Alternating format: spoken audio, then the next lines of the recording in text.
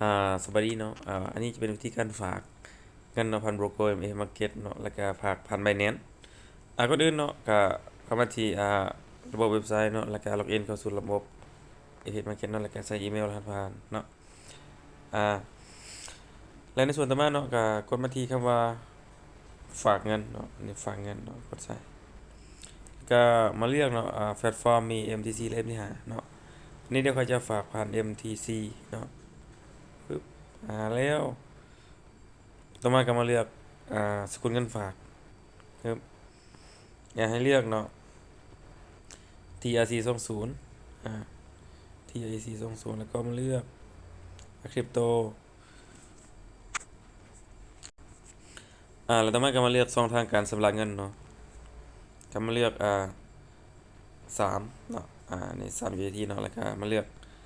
อันนี้เนาะจะมาเลือกID ที่เนาะว่าเขาจะฝากผ่าน ID ใดเนาะคือค่อยมี3 ID เนาะก็จะมีบัญชีเส้นแล้วก็มีบัญชีสแตนดาร์ดแต่ว่าอันนี้เขาจะ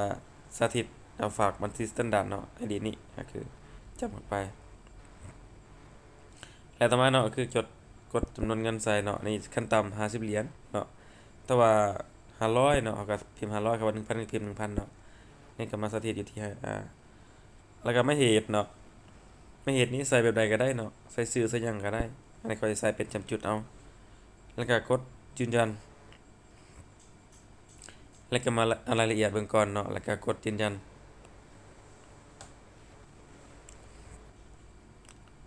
อัปเดตเนาะ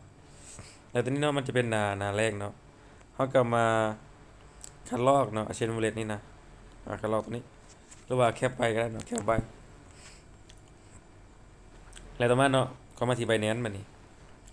แล้วเนาะอันนี้เป็นหน้าแรกของ Binance แล้วกดมาที่wallet เนาะแล้วกดมาคำว่าส่งเนาะนี่เนาะหรือว่ากดอยู่ระหว่างกลางเนาะนี่ส่งเนาะ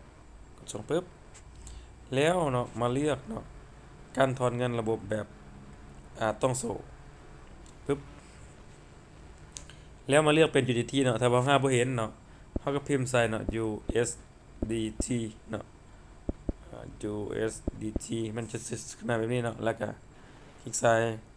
แล้วเนาะเอาลิงก์นั้นมาวางเนาะนี่เนาะแล้วเขาก็มาเลือกเครือข่ายเนาะกา TRC 20แล้วก็มาใส่จำนวนเงินเนาะปึ๊บนี่นะแต่เนาะฝากเงินนะทุกครั้งเนาะทางอ่า Binance เนาะจะเก็บค่าธรรมเนียมเนาะจะเก็บค่าธรรมเนียมก็คือ1 USDT ต่อครั้งเนาะนี่ทีนี้ก็คือกดไปที่คำว่าถอนเนาะเขาต้องใส่เพื่อไว้เนาะก็คือ51เนาะเห็นบ่แล้วงั้นมันจะเข้าอยู่ที่50 เหรียญนะอ่าแล้วก็กดคำว่าถอนเนาะแล้วก็มันมีขั้นตอนถัดไปเนาะก็ใส่รหัสทางอีเมลของลูกค้าแหละเนาะยืนยันแล้วก็หลังจากนั้นก็มีแต่รอเงินเข้าเนาะนี่เป็นวิธีการฝากเงินเนาะผ่านBinance เนาะบล็อกเชน Binance เนาะโอเคแล้วหลังจากนั้นเนาะก็มีแต่รอเงินเข้า